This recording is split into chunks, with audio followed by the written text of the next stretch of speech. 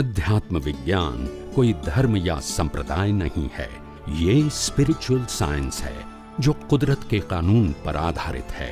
ये विज्ञान पूरे ब्रह्मांड के सभी रहस्यों को उजागर करता है और जीवन के सभी पहलुओं को समझने के लिए एक नई दृष्टि देता है। इसी को आर्ट ऑफ विजन कहते हैं, दुनिया को देखने की एक नई दृष्टि, जो अध्यात्म विज्ञानी परम पूज्य स्वामी श्री कमलेशानंद जी के निर्देशन में सनातन सत्य का अनुसंधान कर हमारे जीवन को प्रकाशित करे। जय सच्चिदानंद। આખી સિદ્ધાંતમાં આખું પેકેજ દેખાય, પછી ભલે પ્રશ્ન ગમે તે કોઈ પૂછે, પણ આપણા દર્શનમાં એક્ઝેક્ટ વસ્તુ સૈદ્ધાંતિક હોવી જોઈએ કે જેને કારણે એ દર્શન તમારું કેરી ફોરવર્ડ થાય। ખ્યાલ આવે ને? આશરે જે નોલેજ છે દેવોનો જન્મ એ ના થાય। હા, બોલો બોલો। તો દેવોનો જન્મ કેવી રીતે થાય? એમ દેવોને જન્મ યુવાની તરીકે જ થાય।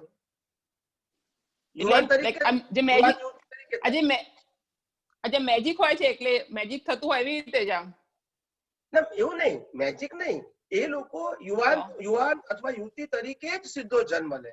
એ લોકોને જન્મવાનું, માના પેટે પછી મોટા થવાનું એવું બધું ના હોય। એ બધું દુઃખ કહેવાય। શું કહેવાય? દુઃખ અને ડિપેન્ડન્સી કહેવાય। એ લોકોને દુઃખ ના હોય, ડિપેન્ડન્સી ના હોય। બધા દેવો સ્વતંત્ર હોય। કેવા હોય? સ્વતંત્ર હોય। સ્વતંત્ર। હા, એને કોઈ મા બાપની જવાબદારી ના હોય, પતિ પત્નીની જવાબદારી ના હોય, બાળકોની જવાબદારી ના હોય, એને કોઈ સોશિયલ લાઈફ ના હોય, એનું બોડી પણ એવું હોય નહીં કે જેમાં રોગ થાય, માદગી આવે, ઘડપણ આવે, કામ ના કરે, એવું બોડી જ ના હોય એને। તો સ્વામીજી આપે કહ્યું કે દેવો સ્વતંત્ર નથી, બરાબર? દેવો તો પછી આ એક વાત મને ખબર છે, પણ મને એક્ઝેક્ટલી ખબર નથી કે જે મહાવીર સ્વામી જે પહેલા બોર્ન થવાના હતા, તો એ લાઈક એમના મમ્મી હતા જે બ્રાહ્મણ હતા, પણ પછી દેવોએ એમનું કંઈક એ મને સિચ્યુએશન એક્ઝેક્ટલી ખબર નથી, તો એ શું હતું એક્ઝેક્ટલી? એટલે એ મહાવીર ભગવાનનો નિકાચિત કર્મ હતું કે જે કર્મમાં એમને જ્યારે એ ઋષભદેવ ભગવાન હતા ત્યારે એમના પૌત્ર હતા અને મરીચી એમનું નામ હતું તે વખતે। અને તે વખતે ઋષભદેવ ભગવાને એમના પુત્રને કહેલું, એમનો પુત્ર ભરત અને ભરતનો પુત્ર મરીચી। મરીચી તો પોતે સંન્યાસી હતા અને ભરત પોતે રાજગાદી ઉપર હતા અને ઋષભદેવ ભગવાને પોતે તીર્થંકર હતા। તો તીર્થંકર ભગવાનને ભરત ચક્રવર્તી પૂછે છે કે આપ તો પ્રથમ તીર્થંકર છો, હું પ્રથમ ચક્રવર્તી છું, તો આપણા કુટુંબમાંથી કોઈ બીજું કોઈ આવી મહાન વ્યક્તિ તરીકે જન્મ લેવાની છે અથવા થવાની છે આપણા કુટુંબમાંથી? એ વખતે ઋષભદેવ ભગવાન કીધું કે હું પ્રથમ તીર્થંકર છું, તું પ્રથમ ચક્રવર્તી છે અને તારો જે પુત્ર મરીચી છે એ આ 24 નો છેલ્લો તીર્થંકર થવાનો છે। આવું એને કહ્યું ઋષભદેવ ભગવાને ભરત ચક્રવર્તીને કહ્યું। ભરત ચક્રવર્તી એટલે પછી ત્યાં આ મરીચીને વંદન કરવા ગયા। એટલે વંદન કરવા જાય એટલે 3 પ્રદક્ષિણા કરે અને પછી પગે લાગે। એટલે મરીચીને આશ્ચર્ય થયું કે મારા પિતાજી મને કેમ વંદન કરે છે? ખ્યાલ આવ્યો? તો એટલે પૂછ્યું કે મને વંદન કેમ કરો છો? તો કે છે કે હું તને એટલા માટે વંદન કરું છું કે આ તારો જે આત્મા છે એક દિવસ આ 24 નો છેલ્લો તીર્થંકર થવાનો છે, એવું ઋષભદેવ દાદાએ કહ્યું। એટલે પછી એ તો વંદન કરીને જતા રહે છે। ત્યાર પછી આ મરીચીને એવું થાય છે, ઓહો, અમારું કુળ કેટલું મોટું, મારા દાદા પ્રથમ તીર્થંકર, મારા પિતાજી પ્રથમ ચક્રવર્તી અને હું આ 24 નો છેલ્લો તીર્થંકર। એટલે એને કુળનો મદ થયો। એ મદને તોડવા માટે જયારે તીર્થંકરના જન્મ લીધો ત્યારે પેલા બ્રાહ્મણીની કુક્ષીમાં જન્મ્યા, કારણ કે હંમેશા તીર્થંકર ક્ષત્રિયાણીની કુક્ષીમાં જ જન્મે, બીજી કોઈ કાસ્ટમાં ના જન્મે। પણ એમનો દંડ હતો એટલે પેલા ત્યાં જન્મ્યા અને ત્યાંથી પછી દેવોએ ટ્રાન્સફર કર્યું, વ્યક્તિ ટ્રાન્સફર ના કરી શકે। હા સ્વામીજી, તો એ જ મને ક્વેશ્ચન થાય છે કે દેવો સ્વતંત્ર નથી, તો આ તો બધું કુદરતી રચના છે એક્ઝેક્ટલી જોવા જઈએ તો એમને કેવી રીતે ટ્રાન્સફર કરે એ મને સમજાતું નથી। એ કુદરતી રચનાના ભાગરૂપે ટ્રાન્સફર કર્યું છે, એ એમની સ્વતંત્ર શક્તિ નથી, તો ગમે તેનું કરી નાખે। હા, એટલે બરાબર એનો ઉદય એવું નિર્માણ હોય અને એની ડ્યુટીમાં આવે, એ કે એની મરજીથી કરતું નથી, is a part of duty. Okay યાર, મને કન્ફ્યુઝન હતું, મેં કીધું દેવો સ્વતંત્ર ન હોય અને પછી આ મેં ક્યાંક આ સ્ટોરી મને સાંભળેલી નહોતી, પણ થોડું ઘણું હતું ધ્યાનમાં, એટલા માટે। એમની અને મરજીથી કરે તો એમની મરજીથી કરે તો ગમે ત્યારે ગમે તેને આમ ફેરફાર કરી નાખે, એવું ના થાય. કુદરતના કાનૂનની બહાર કશું જ ના કરી શકે, દેવી દેવતાઓ ના કરી શકે. આપણે સ્વતંત્ર શબ્દ દેવી દેવતાઓ એટલા માટે વાપર્યો કે જે મા બાપ, પતિ પત્ની અને ભાઈ બહેન થી બાઉન્ડ થયા નથી એ રીતે આપણે સ્વતંત્ર વાપર્યો. વ્યવહારથી, વ્યવહાર ક્યાં લૌકિક વ્યવહાર, સ્વતંત્ર એટલે બધું કરી શકે એ રીતે નહીં. હા, એટલે આ બી કુદરતી રચનાનો જ પાર્ટ હતો એમ જ સમજવાનું, રાઈટ? 100% કુદરતી રચનાનો.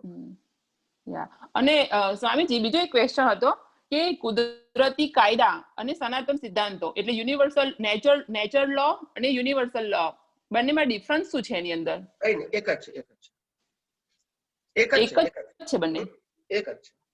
એટલે મટીરીયલ સાયન્સમાં જે યુનિવર્સલ લો છે, લાઈક આઈ થિંક 12 સમથિંગ છે, 12 કે 14 એક્ઝેક્ટલી મને ખબર નથી, પણ એના એ જ એટલા ને એટલા જ લો સ્પિરિચ્યુઅલ સાયન્સમાં છે કે પછી થોડાક ડિફરન્સ છે એની અંદર? એ સેમ જ છે બધું? એ લોકોને જેટલા દેખાયા, સમજાયા, અનુભવાયા એટલા કીધા, બાકી લો તો એ જાણે ને જે જોયા જ નથી એ ક્યાંથી ખબર હોય એને? કુદરતના કાનૂન તો બહુ છે, હજુ કર્મના સિદ્ધાંતના કાનૂન એને ખબર નથી, કોઝ અને ઇફેક્ટ ખબર નથી, એટલે ઘણું બધું ખબર નથી. પણ ભૌતિક રીતે જેટલું એને શોધાયું છે અને જેટલું જગતે એક્સેપ્ટ કર્યું છે એ દુનિયામાં પ્રેઝન્ટ કરે છે, એનાથી તો ઘણું આગળ જવાનું છે.